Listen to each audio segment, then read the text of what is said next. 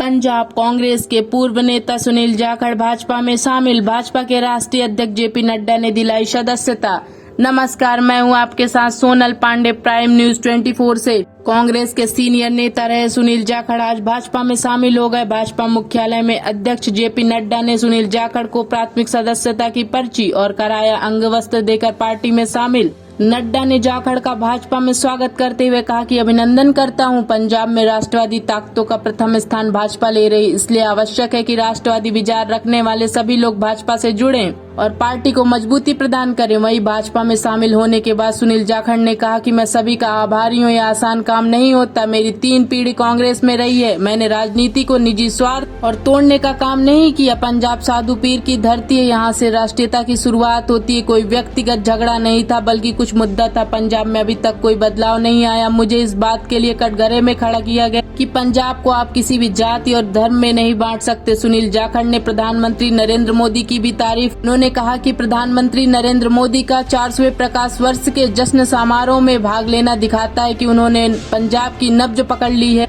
जब दिल से बोलने के लिए मुझे नोटिस मिला, तब मैंने कांग्रेस छोड़ने का फैसला कर लिया। जब माननीय प्रधानमंत्री ने लाल किले पे हिंद की चादर गुरु तेग बहादुर जी का 400वां प्रकाश दिवस मनाया, तो मैं समझता हूं कि उनके जो सबसे ज्यादा कट्टर विरोधी थे, उन्होंने भी अपने दिल में स्वीकार किया कि वो पंजाब की नब्ज समझ गए।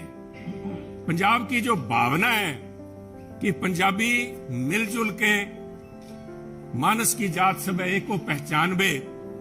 कहां कश्मीर के पंडितों को लेके चाहे आज तक संघर्ष चल रहा है। कब गुरु साहब ने यहां पे इन मुगलों के पास आके अपनी कुर्बानी दी थी, और मैं समझता हूं उस भावना को नमन है।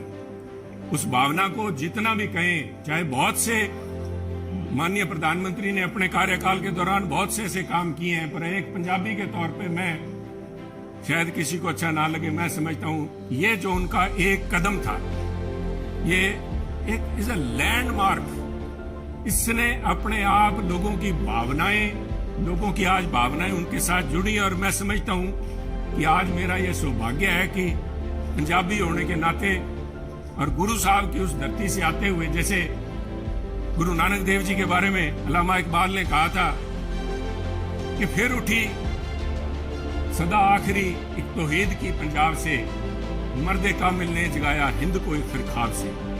आज मैं समझता हूं फिर वही भावना पंजाब से लेके यहाँ पे उस भावना, उस अलग की, उस ज्योति की एक, उसको लेके मैं आज बीजेपी में आया हूं। और मैं समझता हूं कि आप लोगों के सहयोग, आपके मार्गदर्शन, माननीय प्रधानमंत्री अमित शाह जी के मार्गदर्शन में अगर मैं रत्ती भर भी देश में और पंजाब के लिए उस अखंडता को कायम रखने में कामयाब होता हूं, तो मेरा जीवन सार्थक मैं मानूंगा। आपका बहुत बहुत धन्यवाद। जय हिंद। आपको बता दें कि सुनील जाखड़ ने 13 मई को कांग्रेस के उदयपुर में हुए चिंतन शिविर के पहले ही दिन पार्टी छोड़ दी थी। पंजाब कांग्रेस के पूर्व अध्यक्ष सुनील जाखड़ लंबे समय से कांग्रेस से नाराज चल रहे थे। इसके अलावा पार्टी ने उन पर अनुशासनात्मक कार्यवाही करते हुए सभी पदों से हटा दिया था। उन पर पार्टी लाइन से अलग बयान लेने के आरोप लगे थे।